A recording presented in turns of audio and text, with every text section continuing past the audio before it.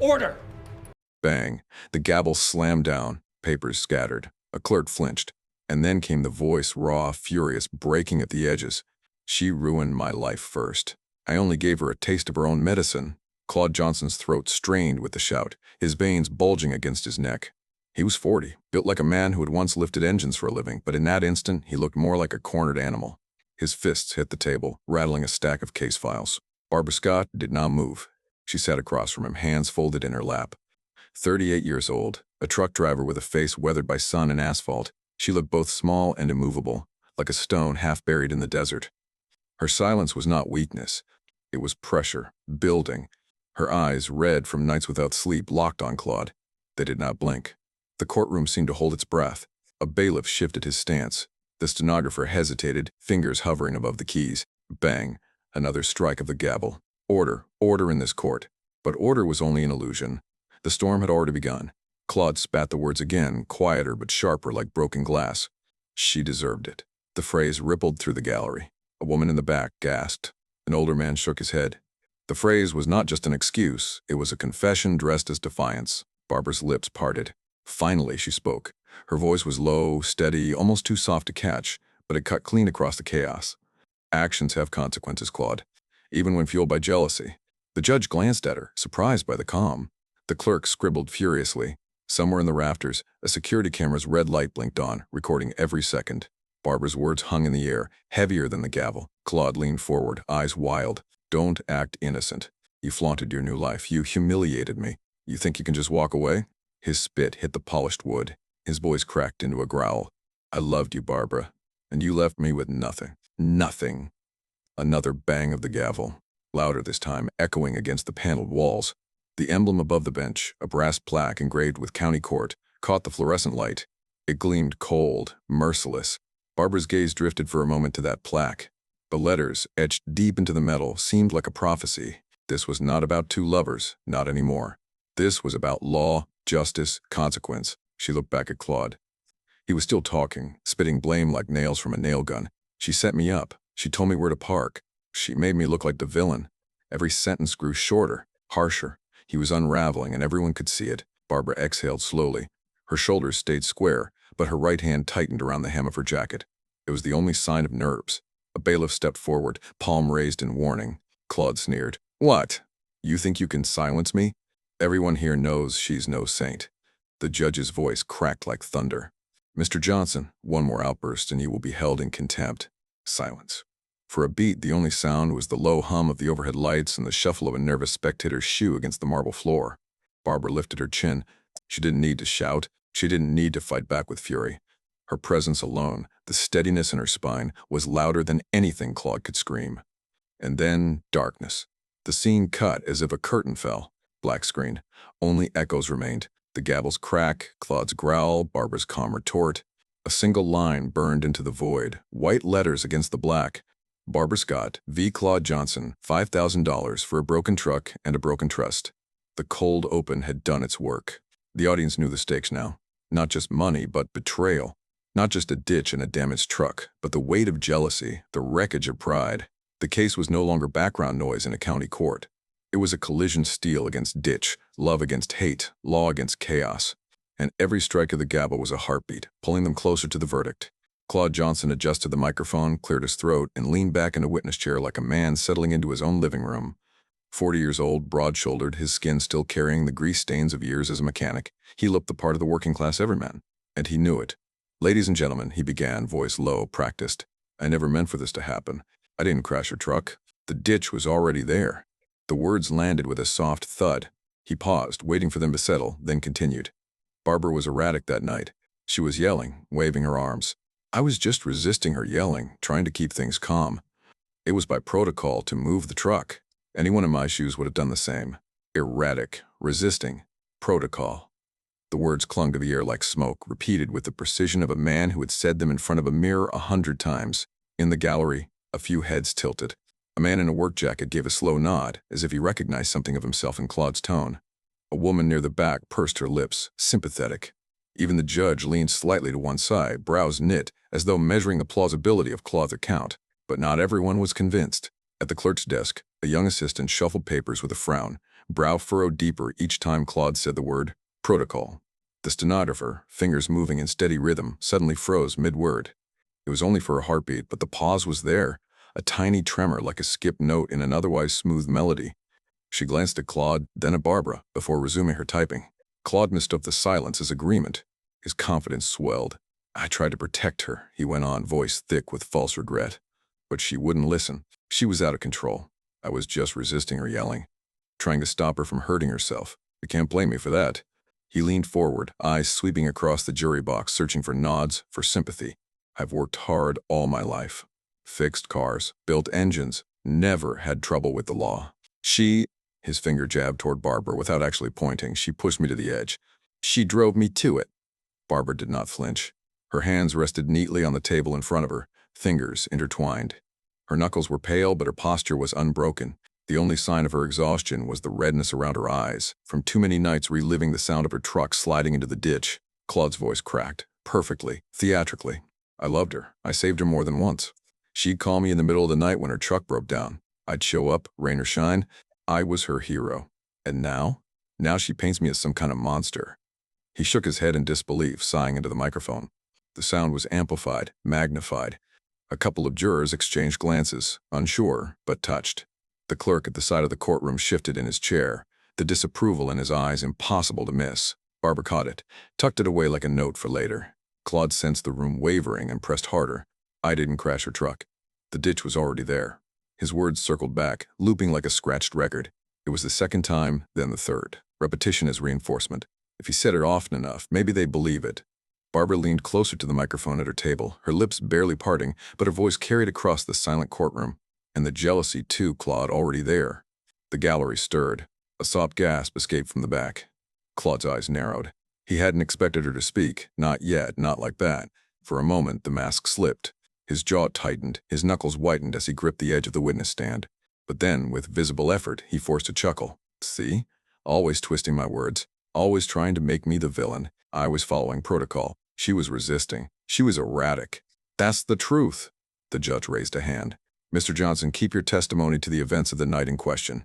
Claude nodded quickly, feigning obedience, but the damage was done. His mantra, erratic, resisting, protocol, had been repeated so often it had begun to feel hollow, like an actor who had forgotten the meaning behind his lines. Barbara sat back, eyes steady, gaze fixed on him as though she could see the cracks widening in his story. The stenographer's pause. The clerk's frown, the murmurs in the gallery. Small fractures, almost invisible, but undeniable. Seeds of doubt already planted. Claude leaned back, exhaled dramatically, and looked at the jury with practiced sorrow. I was the victim here. Don't let her fool you. The silence that followed was heavier than any gavel. Barbara folded her hands tighter. She didn't need to argue, not yet. Claude's lies were digging his own pit. She only had to wait for the moment to shine a light into it. And when that moment came, the truth would roar louder than all his rehearsed words combined. The courtroom had grown used to Claude's voice filling every corner. His shouting, his dramatics, his repeated words. The silence after his testimony felt like air after a storm, heavy, waiting. Then Barbara Scott rose to her feet. She was not tall, not imposing, but her stillness carried weight. 38 years of long hauls and heavy engines had given her shoulders a quiet strength. When she placed her hand on the edge of the table, it didn't shake. Her voice, when it came, was steady, almost gentle. Your Honor, I request a preservation order for all dashcam footage from that night. The words seemed almost too technical, too cool, after all the heat Claude had poured into the room. But the effect was immediate. The judge straightened in his chair. The gallery leaned forward. The jury, who had been lulled into Claude's emotional monologue, blinked awake. Claude squinted at her, confused.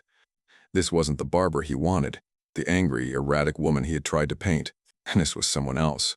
Barbara adjusted the microphone, her tone unchanged. Brady v. Maryland requires full disclosure of exculpatory evidence. That includes video recordings in the possession of law enforcement or backup footage stored by the trucking company. The citation landed like a dropped stone in water ripples spreading outward. Brady v. Maryland. A case every lawyer, every judge, every paralegal in the room recognized. A murmur swept the gallery. Claude leaned toward his attorney, whispering urgently. He hadn't expected this. He thought she would plead, maybe cry, maybe tell a sad story about her truck. But this, quoting Supreme Court precedent, Barbara's eyes never left the bench. I am not asking for sympathy. I am not asking for favors. I am asking for the law to be followed. The footage exists. It will show who was behind the wheel, who turned it toward the ditch, and what was said. The stenographer's keys clicked steadily now, no hesitation. The clerk, who had frowned through Claude's testimony, was nodding almost imperceptibly. Barbara's attorney rose halfway, then stopped. She was handling this herself, and everyone could see it. Claude couldn't resist. He burst out, voice cracking with fury. She's bluffing. She doesn't even know what she's talking about. The judge's gavel slammed. Mr. Johnson, sit down and remain silent. But Claude was already shaking his head, eyes darting between Barbara and the jury. He had lost control of the script. Barbara let the silence hang a moment longer. Then she leaned slightly forward, her voice still calm, almost conversational. The truth doesn't need volume to be heard. The line hung in the air like smoke, curling around the room. The jury scribbled notes. The gallery hushed. Even the bailiff, arms crossed at the back, shifted his weight, his eyes fixed on her. Barbara continued, slower now, her words deliberate. We will soon talk about my profession and why I know these rights. It was a promise, not a threat. A seed planted, left to grow in the minds of everyone listening. Claude's lips parted, but no words came. For once, he had no script. The contrast was stark. Where his testimony had been a storm of emotion and excuses, hers was a steady current, cool and undeniable. The courtroom felt it. The tide was turning. The judge cleared his throat. The request is granted. All dashcam footage will be preserved and reviewed. The words fell like iron. The gallery stirred, whispers spreading like sparks. Claude shifted in his seat, pale around the edges of his bravado. Barbara did not sit down. She reached calmly into her worn canvas bag. The zipper slid open with a faint rasp, loud in the silence. Every eye followed the motion. Her hand emerged holding a small leather wallet, the kind used for identification. She flipped it open. A laminated card gleamed under the courtroom lights. The metal edge of the ceiling lamp caught it just right, sending a flash across the room. A silver line that traced the bold letters, Paralegal Certificate. Time seemed to slow. The murmur in the gallery died. The clerk froze, pen mid-stroke. Even the bailiff, stoic and steady, straightened a fraction. For 3 full seconds, the courtroom didn't breathe. Barbara Scott, the truck driver, the woman Claude had painted as reckless and erratic, was also something else. She was a trained paralegal, part-time legal assistant, with years of experience drafting motions and supporting civil cases. The narrative cracked. The image of a desperate, uneducated woman begging for justice shattered in an instant. Claude's mouth fell open.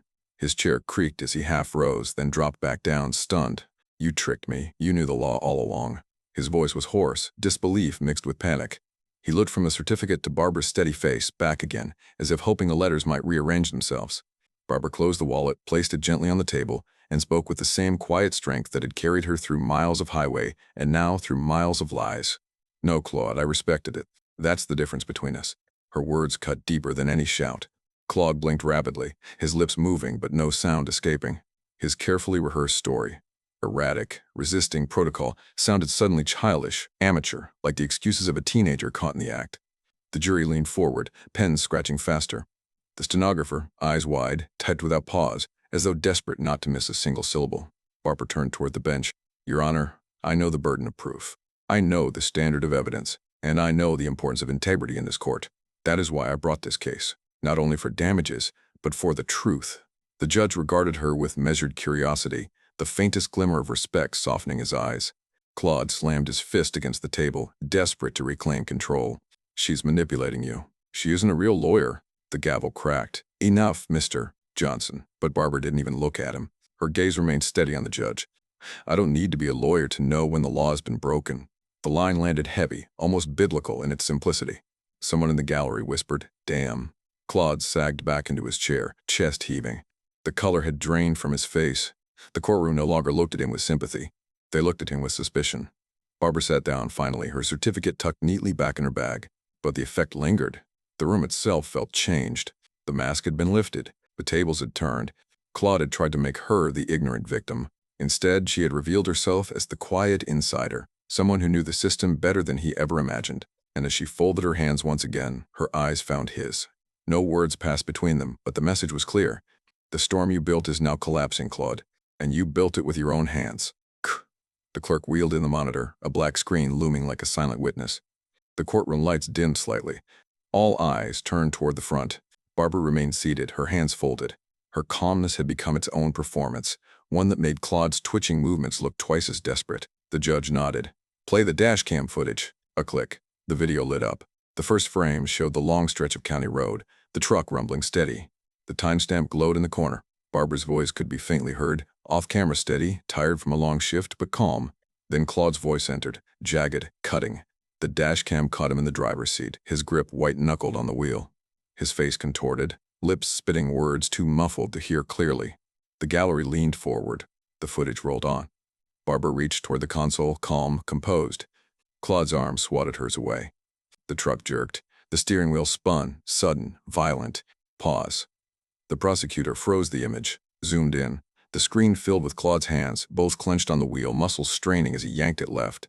The gallery gasped. Someone whispered, "My God!" The prosecutor let it linger, then hit play. The truck swerved hard.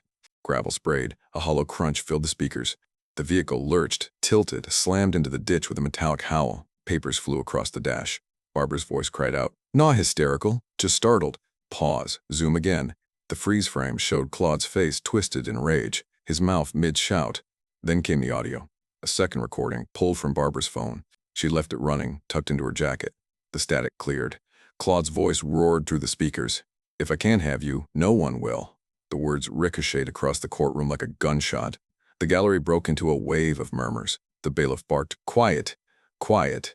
The gavel slammed twice, echoing like thunder. Claude's face drained of color. His mouth opened, shut, opened again, but no words came. The judge's eyes narrowed. "Mr. Johnson, do you deny this is your voice?" Claude stammered. It's taken out of context, Barbara's attorney rose smoothly. "Context, Your Honor, is exactly what the dashcam provided. His hands, his voice, his intent." The screen froze again, replaying the exact moment. Claude's face contorted with rage. His words, undeniable. The prosecutor stepped forward, voice measured. "In this county alone, 47% of small claims involve domestic disputes tied to property damage. Vehicles are the most common targets. This case is not an outlier. It is a pattern." The words dropped like stones. Statistics, cold and irrefutable, cut sharper than Claude's emotional denials ever could. Claude's attorney tried to object, but the judge silenced him with a wave. "The evidence speaks for itself." Barbara finally lifted her head, her voice calm but ringing. "You claimed it was protocol, Claude, but the only protocol here was destruction." The line struck like a hammer. Short, sharp, final. The jury scribbled furiously, pens racing across notepads. The stenographer's fingers clattered like rainfall. Claude slumped lower in his seat. His chest heaved. His eyes darted from the screen to the jury, to Barbara, back again. But there was no script left, no words that could unmake what the world had just seen and heard. The montage continued. Clips layered together. Sick. The truck being towed from the ditch, headlights broken, fenders bent like twisted ribs. Photos of Barbara's bruised arm where Claude had shoved her hand away. A grainy shot of Claude at a local bar weeks earlier, boasting to a friend, "She thinks she can just leave me. She's gonna regret it." Chi. Each piece added weight to the avalanche. Claude pressed his palms over his face. His voice broke into a whisper, desperate. "That's not who I am. I'm not that man." But the jury had seen it. The gallery had heard it. The record was etched in light and sound. Barbara sat perfectly still, the quiet eye in the hurricane. She didn't gloat, didn't smirk. Tea pour. She simply let the evidence hang in the air, heavy and inescapable. The judge leaned forward, voice solemn. "Mr. Johnson, do you wish to respond to the evidence presented?" Claude shook his head.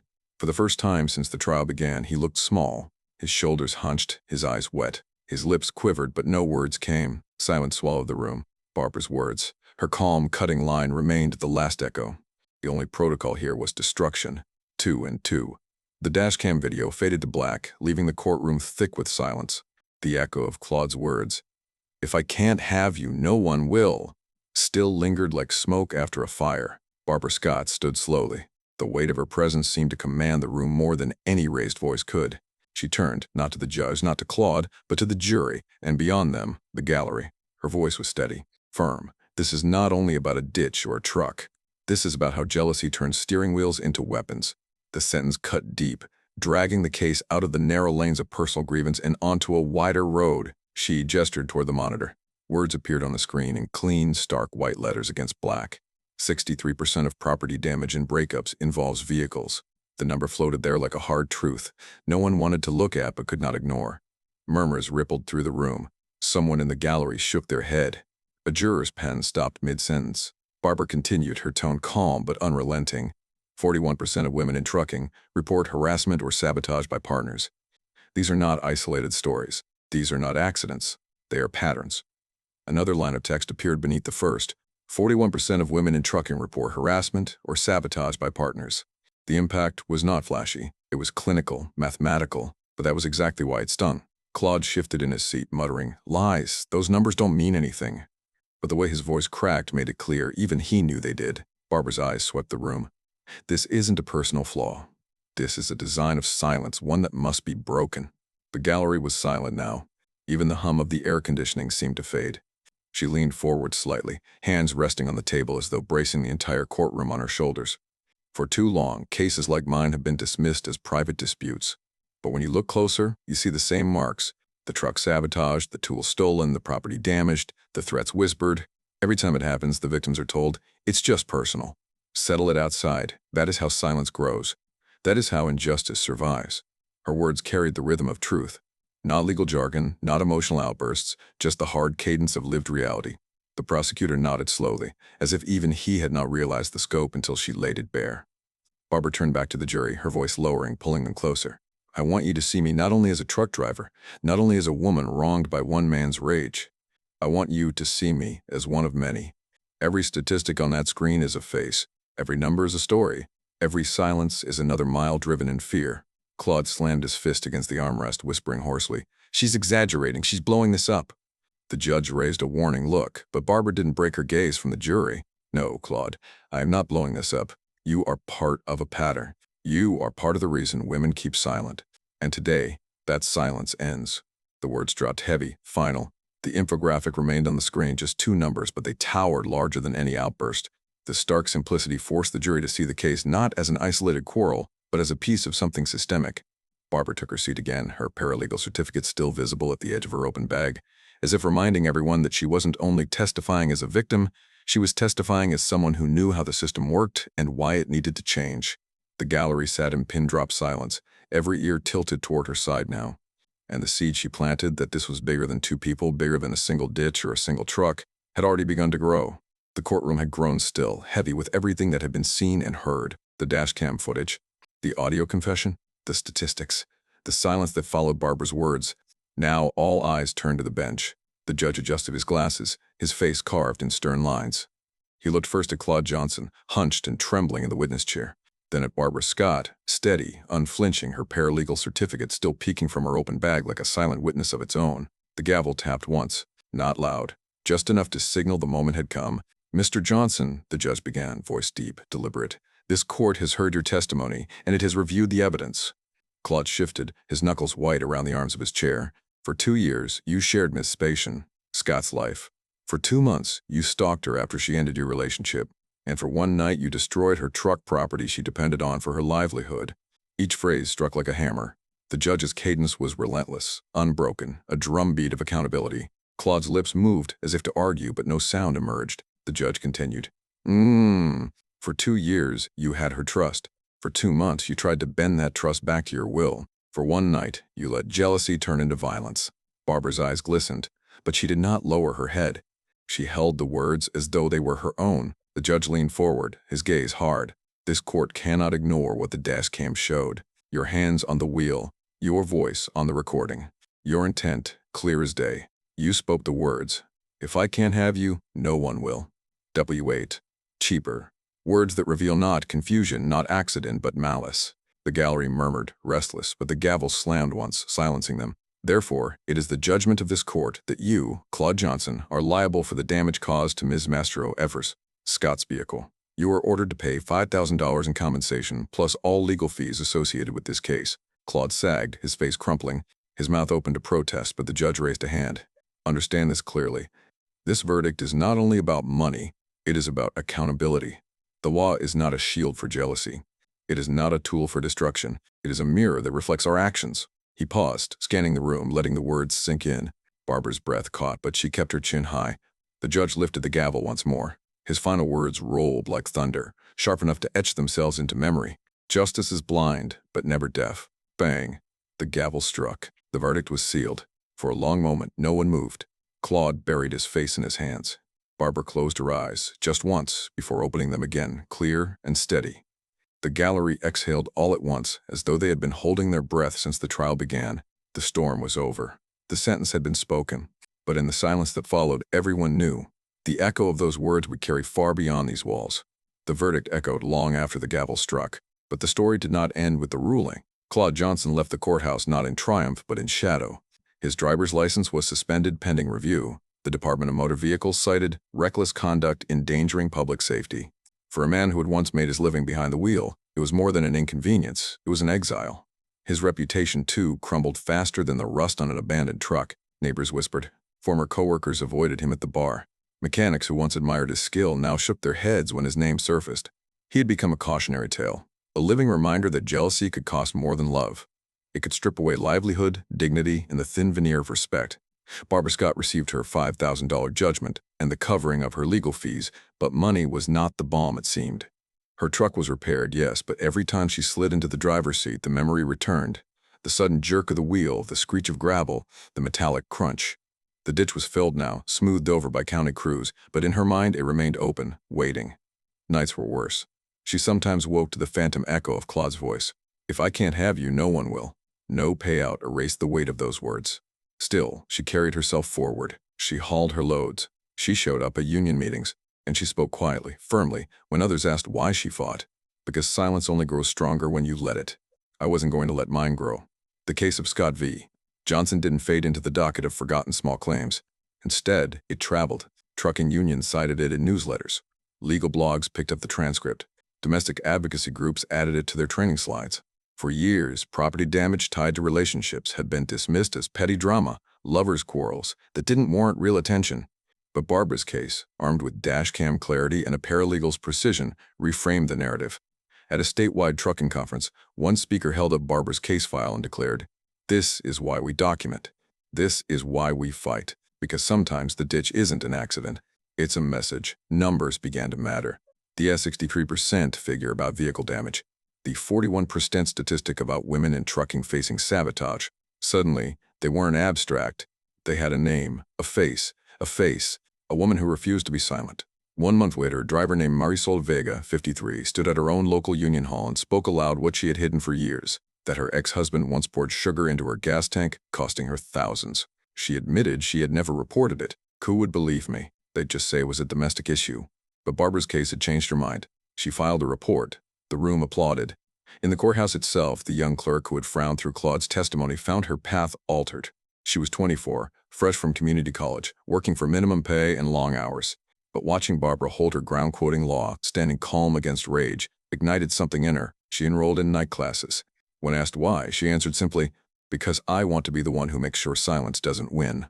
Her classmates would later remember her talking often about the Barbara case, as they came to call it. Months later, the county board held a quiet ceremony on the courthouse steps. A new brass plaque was unveiled, gleaming in the autumn sun.